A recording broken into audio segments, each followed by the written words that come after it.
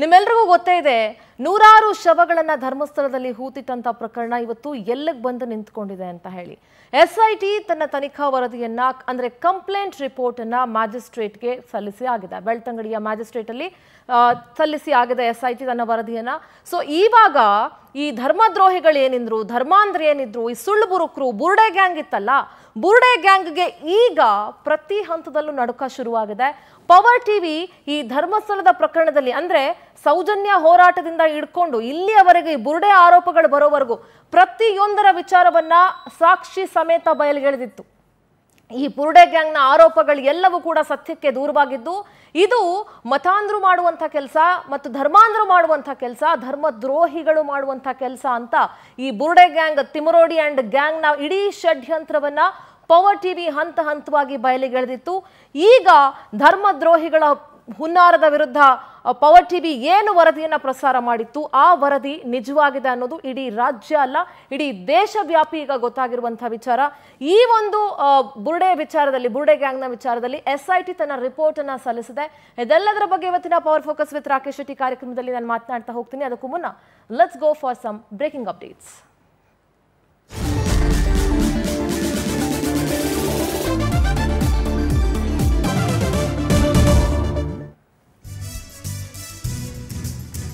ಬುರ್ಡೆ gang ಬಗ್ಗೆ power TV ವರದಿಯೇ ದಿಟ್ಟವಾಯಿತು. ಧರ್ಮದ್ರೋಹಿಗಳ ಹುನ್ನಾರದ ಬಗ್ಗೆ ವರದಿ ಮಾಡಿದ್ದೆ ಪವರ್ ಟಿವಿ. ಯಾವ ಮಾಧ್ಯಮಗಳು, ಯಾವ ನ್ಯೂಸ್ ಪೇಪರ್ಗಳು, ಯಾವ ರಾಜಕೀಯ ಪಕ್ಷಗಳು ಕೂಡ ಧರ್ಮಸ್ಥಳದ ಪರವಾಗಿ ಬಂದು ನಿಂತ್ಕೊಂಡಿರಲಿಲ್ಲ. ಪವರ್ ಟಿವಿ ಮೊದಲು ವರದಿಯನ್ನ ಪ್ರಸಾರ ಮಾಡುತ್ತೆ. ಗುಂಡಿ ತೋಡುವ ಆರಂಭಿಕ ಹಂತದಲ್ಲೇ ಪವರ್ ಟಿವಿ ಇದ್ರ ಬಗ್ಗೆ ಪ್ರಶ್ನೆಯನ್ನ ಇಟ್ಟಿತ್ತು. ಇದೀಗ ಧರ್ಮದ್ರೋಹಿಗಳ ಹುನ್ನಾರದ ಬಗ್ಗೆ ಕೋರ್ಟ್ಗೆ ವರದಿಯನ್ನ ಸಲ್ಲಿಸಲಾಗಿದೆ. ಶ್ರೀ ಕ್ಷೇತ್ರ ಮತ್ತು ಡಾಕ್ಟರ್ ವೀರೇಂದ್ರ ಹೆಗಡೆ ಅವರನ್ನ ಈ ಬುರ್ಡೆ ಗ್ಯಾಂಗ್ ಟಾರ್ಗೆಟ್ ಮಾಡಿತ್ತು. ಸೌಜನ್ಯಾಳ ಸಾವಿನ ವಿಚಾರವನ್ನ ಮುಂದಗಡೆ ಇಟ್ಕೊಂಡು, ಸೌಜನ್ಯಾಳಿಗೆ ನ್ಯಾಯ ಸಿಗಬೇಕು ಅನ್ನುವಂಥ ವಿಚಾರವನ್ನ ಮುಂದೆ ಇಟ್ಕೊಂಡು ಧರ್ಮಸ್ಥಳ ಮತ್ತು ವೀರೇಂದ್ರ ಹೆಗಡೆ ಅವರಿಗೆ ಅಪಪ್ರಚಾರ ಮಾಡಬೇಕು, ಅವರ ಹೆಸರನ್ನ ಕೆಡಿಸಬೇಕು ಅನ್ನುವಂಥ ಹುನ್ನಾರ ಏನಿತ್ತಲ್ಲ, ಆ ಹುನ್ನಾರ ಈಗ ತಲೆ ಕೆಳಗಾಗಿದೆ. ಬೆಳ್ತಂಗಡಿ ಕೋರ್ಟ್ಗೆ ಕಂಪ್ಲೇಂಟ್ ರಿಪೋರ್ಟ್ ನ ಎಸ್ಐಟಿ ಸಲ್ಲಿಸಿದೆ. ಬುರ್ಡೆ ಗ್ಯಾಂಗ್ ತನಿಖೆಗೆ ನೇಮಕ ಮಾಡಿದಂತಹ ವಿಶೇಷ ತನಿಖಾ ತಂಡ ಇವತ್ತು ಬೆಳ್ತಂಗಡಿ ಮ್ಯಾಜಿಸ್ಟ್ರೇಟ್ಗೆ ಕಂಪ್ಲೇಂಟ್ ರಿಪೋರ್ಟ್ ಅನ್ನ ಪ್ರೊಡ್ಯೂಸ್ ಮಾಡಿದ್ದಾರೆ. ಕುತಂತ್ರಿಗಳ ಹುನ್ನಾರದ ಕುರಿತು ಕೋರ್ಟ್ಗೆ ಎಸ್ಐಟಿ ಸಂಪೂರ್ಣ ವರದಿಯನ್ನ ನೀಡಿದೆ. 7 ಫೈಲ್ಗಳಲ್ಲಿ 3923 ಪುಟಗಳ ಕಂಪ್ಲೇಂಟ್ ರಿಪೋರ್ಟ್ ಸಲ್ಲಿಸಿದೆ. 6 ಕುತಂತ್ರಿಗಳ ಕಳ್ಳಾಟ, ಸುಳ್ಳು ಹೇಳಿಕೆ, ಷಡ್ಯಂತ್ರದ ಬಗ್ಗೆ ಇಂಚಿಂಚು ಮಾಹಿತಿಯನ್ನ ಈ ರಿಪೋರ್ಟ್ ಅಲ್ಲಿ ಬರೆದಿದ್ದಾರೆ. ಚಿನ್ನಯ್ಯ, ಗಿರೀಶ್ ಮಠಣ್ಣನವರ್, ಮಹೇಶ್ ಶೆಟ್ಟಿ ತಿಮರೋಡಿ, ಸುಜಾತಾ ಭಟ್, ವಿಠಲಗೌಡ, ಜಯಂತಿ ವಿರುದ್ಧ ಷಡ್ಯಂತ್ರಗಳ ವರದಿ ಇವತ್ತು ನ್ಯಾಯಾಧೀಶರ ಕೈ ಸೇರಿದೆ. ತನಿಖಾಧಿಕಾರಿ ಜಿತೇಂದ್ರ ದಯಾಮ್ ಅವರ ನೇತೃತ್ವದಲ್ಲಿ ವರದಿಯನ್ನ ಸಲ್ಲಿಸಲಾಯಿತು. ಇನ್ನು ಈ ಏನೆಲ್ಲ ವರದಿಗಳಿದೆ, ಈ ಬುರ್ಡೆ ಗ್ಯಾಂಗ್ನ ಷಡ್ಯಂತ್ರದ ಇಂಚಿಂಚು ವರದಿಯನ್ನ ಈ ಒಂದು ಕಂಪ್ಲೇಂಟ್ ರಿಪೋರ್ಟ್ ಅಲ್ಲಿ ನೀಡಿದ್ದಾರೆ.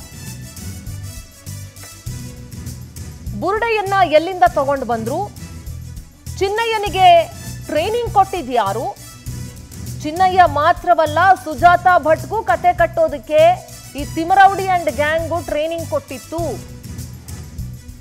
ಎಲ್ಲದರ ಸೂತ್ರಧಾರಿ ಗಿರೀಶ್ ಮಠಣ್ಣನವರ್ ಮತ್ತು Mahesh ತಿಮರೌಡಿ.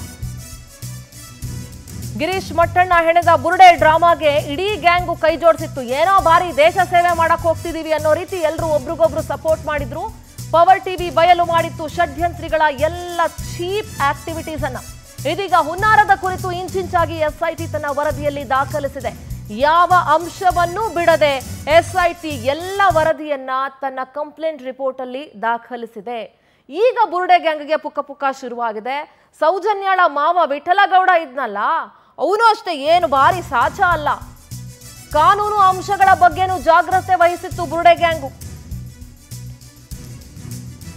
Supreme court lawyer Dhananjay ಅವರನ್ನ ಭೇಟಿ ಮಾಡಿತ್ತು ಈ ಟೀಮು. ಬುರ್ಡೆ ಮುಂದಿಟ್ಕೊಂಡು ತನಿಖೆಗೆ ಕೋರುವ ಬಗ್ಗೆ ಚರ್ಚೆ ನಡೆಸಿದ್ರು. ಬುರ್ಡೆ ಗ್ಯಾಂಗ್ ಸುಪ್ರೀಂ ಕೋರ್ಟ್ಗೆ ಅರ್ಜಿ ಹಾಕುತ್ತೆ. ಸುಪ್ರೀಂ ಕೋರ್ಟ್ ಇದು ಪರ್ಸನಲ್ ಇಂಟ್ರೆಸ್ಟ್ ಲಿಟಿಗೇಷನ್ ಅಂತ ಅರ್ಜಿ ವಜಾ ಮಾಡುತ್ತೆ. ಅದನ್ನೆಲ್ಲ ಮುಚ್ಚಿಟ್ಬಿಟ್ಟು ಪ್ರೆಸ್ ನೋಟ್ ರಿಲೀಸ್ ಮಾಡಿತ್ತು ಈ ಬುರ್ಡೆ ಗ್ಯಾಂಗು. ಎಂಥ ಬಂಡ್ರಿರಬೇಕು ನೋಡಿ ಇವರು. ಸುಪ್ರೀಂ ವಿಚಾರವನ್ನ ಹೇಳದೆ ಕುತಂತ್ರಿಗಳು ಬೆಳ್ತಂಗಡಿ ಕೋರ್ಟ್ ಮೊರೆ ಹೋಗ್ತಾರೆ. ತನಿಖೆಗೆ ಮನವಿ ಮಾಡ್ಕೊಳ್ತಾರೆ. ಅಯ್ಯೋ ಇವ್ರಿಗೆ ಭಾರಿ ಏನೋ ಅನ್ಯಾಯ ಆಗ್ಬಿಟ್ಟಿದೆ, ಬುರುಡೆ ಸಿಕ್ಬಿಟ್ಟಿದೆ, ತನಿಖೆ ಮಾಡಿ ಅಂತ. SIT ರಚನೆಗೆ ಸರ್ಕಾರದ ಮೇಲೆ ಈ ಗ್ಯಾಂಗು ಒತ್ತಡ ತಂದಿತ್ತು. ಬುರುಡೆ ಗ್ಯಾಂಗ್ ಒತ್ತಾಯದಂತೆ ಸರ್ಕಾರ ತನಿಖೆಗೆ SIT ರಚನೆಯನ್ನ ಮಾಡಿತ್ತು. ನೋಡಿ ಏನೆಲ್ಲ ಮಾಡಿದ್ರು ಇವರು ಅನ್ನೋದ್ರ ಒಂದಷ್ಟು ಸ್ವಲ್ಪ ರೀಕ್ಯಾಪ್ ನೋಡ್ತಾ ಇದ್ದೀವಿ ನಾವು ಪವರ್ ಟಿವಿಲಿ. ಚಿನ್ನಯ್ಯ ಕೈಗೆ ಬುರುಡೆ ಕೊಟ್ಟಿದ್ದ ಮಟ್ಟಣ್ಣ ಗ್ಯಾಂಗ್ ಮತ್ತೊಂದು ಅಸ್ತ್ರವನ್ನ ಪ್ರಯೋಗಿಸೋದಕ್ಕೆ ಮುಂದಾಗುತ್ತೆ. ಕೇವಲ ಚಿನ್ನಯ್ಯನನ್ನ ಬಿಟ್ರೆ ಮಾತ್ರ ಸಾಕಾಗೋದಿಲ್ಲ, ಇದಕ್ಕೆ ಇನ್ನೊಬ್ರು ಯಾರನ್ನಾದ್ರೂ ನಾವು ರೆಡಿ ಮಾಡಬೇಕು ಅಂತ ಹೇಳಿ ಅನನ್ಯ ಭಟ್ ನಾಪತ್ತೆ ಆಗಿದ್ದಾಳೆ, ಹುಡುಕೊಡಿ ಅಂತ ಸುಜಾತಾ ಭಟ್ ಇನ್ನಿಲ್ಲದ ಡ್ರಾಮಾ ಮಾಡ್ತಾರೆ. ಸುಜಾತಾ ಭಟ್ಗೂ ತರಬೇತಿ ನೀಡಿದ್ದು ಇದೇ ಗಿರೀಶ್ ಮಟ್ಟಣ್ಣನವರ್ ಮತ್ತು ಈ ಬುರುಡೆ ಗ್ಯಾಂಗ್ ಅನ್ನೋದು ಇಲ್ಲಿ ಬಹಳ ಸ್ಪಷ್ಟವಾಗಿ ತಿಳ್ಕೊಳ್ಬೇಕು. ಒಂದ್ ಕಡೆ ಚಿನ್ನಯ್ಯ, ಇನ್ನೊಂದ್ ಕಡೆ ಸುಜಾತಾ ಭಟ್ ಮೂಲಕ ಒತ್ತಡದ ರಣತಂತ್ರವನ್ನ ಮಾಡ್ತಾರೆ.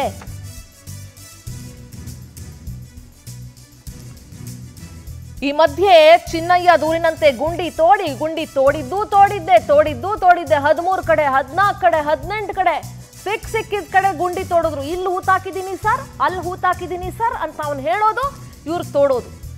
ಶವ ಹೂತಿದ್ದಾಗಿ ಆರಂಭದಲ್ಲಿ 13 ಪಾಯಿಂಟ್ಗಳನ್ನ ಚಿನ್ನಯ್ಯ ಗುರುತಿಸಿದ್ದ. ಒಂದೇ ಒಂದು ಗುಂಡಿಯಲ್ಲಿ ಚಿನ್ನಯ್ಯ ಹೇಳಿದಂತೆ ಯಾವ ಬುರುಡೆಗಳು ಕೂಡ ಸಿಗಲಿಲ್ಲ. ಆರಂಭಿಕ ಹಂತದಲ್ಲೇ ಚಿನ್ನಯ್ಯನ ಕಳ್ಳಾಟವನ್ನ ಪವರ್ ಟಿವಿ ಬಿಚ್ಚಿಟ್ಟಿತ್ತು. ಪ್ರತಿ ಹಂತದಲ್ಲಿ ಧರ್ಮಸ್ಥಳದ ವಿರುದ್ಧ ಷಡ್ಯಂತ್ರವನ್ನ ಬಯಲು ಮಾಡ್ತಾನೆ ಇತ್ತು ಪವರ್ ಟಿವಿ. ಈಗ ಬುರುಡೆ ಗ್ಯಾಂಗ್ ಬಂಧನ ಒಂದೇ ಬಾಕಿ ಇರೋದು. ಇಡೀ ರಾಜ್ಯ ಕೇಳ್ತಾ ಇದೆ, ಯಾವಾಗ ಈ ನಾಲಾಯಕಗಳನ್ನ ಬಂಧಿಸ್ತೀರಿ ಅಂತ. ಪ್ರಕರಣದಿಂದ ನುಸುಳ್ಕೊಳ್ಳೋದಕ್ಕೆ ತರಾವರಿ ಸರ್ಕಸ್ಗಳನ್ನ ಆಡ್ತಾ ಇದ್ದಾರೆ. ಅವರ ಅಷ್ಟೂ ಬುದ್ಧಿನ ಉಪಯೋಗಿಸ್ತಾ ಇದ್ದಾರೆ, ಅಷ್ಟೂ ಕ್ರಿಮಿನಲ್ ಮೈಂಡ್ಗಳನ್ನು ಉಪಯೋಗಿಸ್ತಾ ಇದ್ದಾರೆ. ಪಾಪ ಅವ್ರ ಜೊತೆ ಇರುವಂತಹ ವಕೀಲರು ಏನೇನ್ ಬುದ್ಧಿ ಹೇಳ್ಕೊಡ್ತಾ ಇದ್ದಾರೋ ಇನ್ನೂ ಯಾರು ಸರಿಯಾಗಿ ಐಡಿಯಾ ಕೊಟ್ಟಿಲ್ಲ ಅಂತ ಅನ್ಸುತ್ತೆ. ಇದರಿಂದ ಹೆಂಗೆ ಎಸ್ಕೇಪ್ ಆಗಬೇಕು ಅಂತ ಹೇಳಿ. ಸೊ ಈ ಬುರುಡೆ ಗ್ಯಾಂಗ್ ಷಡ್ಯಂತ್ರದ ಕುರಿತು ವರದಿಯಲ್ಲಿ ಮಾಹಿತಿಯನ್ನ ನೀಡಲಾಗಿದೆ. ಈ ಬುರುಡೆ ತಂದಿದ್ದು, ಚಿನ್ನಯ್ಯನ ತರಬೇತಿ ಕೊಟ್ಟಿದ್ದು, ಎಲ್ಲ ಅಂಶಗಳು ಕೂಡ ಇದರಲ್ಲಿ ಬಟಾಬಯಲಾಗಿದೆ.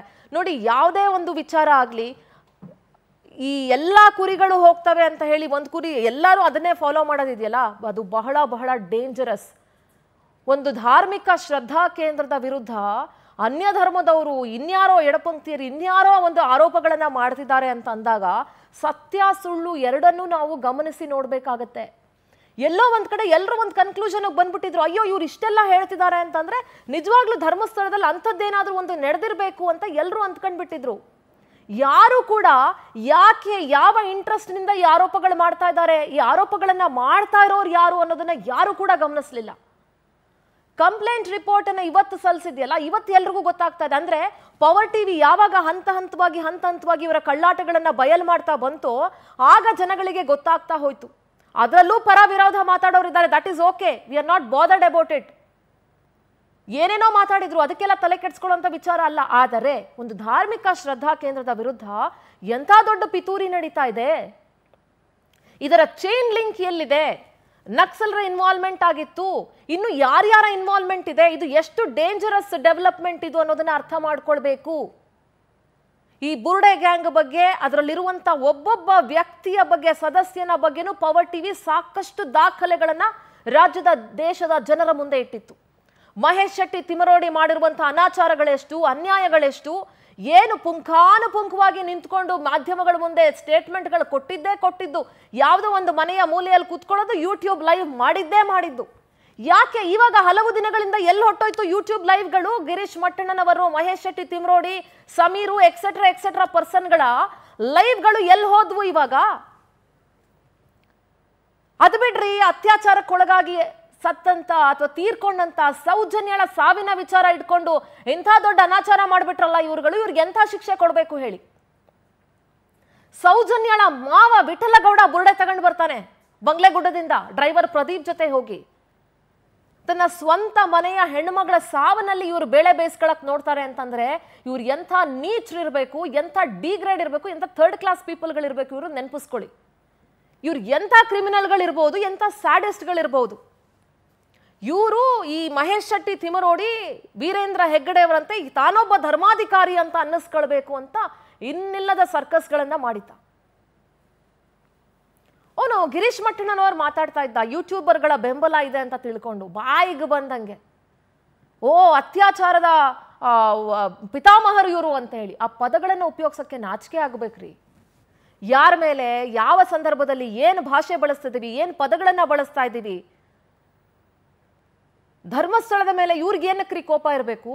ವೀರೇಂದ್ರ ಹೆಗಡೆ ಅವ್ರ ಮೇಲೆ ಇವ್ರಿಗೆ ಯಾಕೆ ದ್ವೇಷ ಇರಬೇಕು? ಇವತ್ತು ಇವ್ರು ಮಾಡಿರೋ ಅನಾಚಾರಗಳೆಲ್ಲ ಒಂದೊಂದೇ ಗೊತ್ತಾಗಿದೆ. ಧೈರ್ಯ ಮೆತ್ ನೋಡ್ರಿ ಇವ್ರದ್ದು ಎಷ್ಟಿದೆ. 13 ಪಾಯಿಂಟ್ಗಳನ್ನ ಮಾಡ್ತಾನೆ ಆ ಚಿನ್ನಯ್ಯ ಅನ್ನೋನು. ದುಡ್ಡಿನ ಆಸೆಗೋಸ್ಕರ ಅವನನ್ನ ಹುಡುಕಿ ಕರ್ಕೊಂಡು ಬರ್ತಾರೆ. ಅವನನ್ನ ಕರ್ಕೊಂಡ್ ಬರ್ತಾರೆ, ದುಡ್ಡು ಕೊಟ್ಟು, ದುಡ್ಡಿನ ಆಸೆ ತೋರಿಸಿ ಅವನನ್ನ ಕರ್ಕೊಂಡು ಬಂದು ಅವನ ಹತ್ರ ಇಲ್ದರ ಕೆಲಸಗಳನ್ನ ಮಾಡಿಸಿ 13 ಪಾಯಿಂಟ್ ಮಾಡ್ತಾನೆ. ನಾನು ಇಲ್ಲೇ ಹೂತಾಕಿದ್ದೀನಿ ಅಂತ ತೋರಿಸ್ತಾನೆ. ಇವತ್ತು ಒಂದ್ ಹೇಳ್ತೀವಿ ಕೇಳಿ, ಆ ವಿರೋಧ ಪಕ್ಷ ಪ್ರಶ್ನೆ ಮಾಡ್ಬೋದು, ಅವ್ರು ಹೇಳಿದ ಕಡೆ ಎಲ್ಲ ಗುಂಡಿ ಆಗಿದ್ರು, ಅದೋಯ್ತು ಇದೋಯ್ತು ಅಂತ. ಬಟ್ ಒನ್ ಥಿಂಗ್, SIT ರಚನೆ ಆಗಿದ್ದು ಬಹಳ ಒಳ್ಳೇದಾಯ್ತು.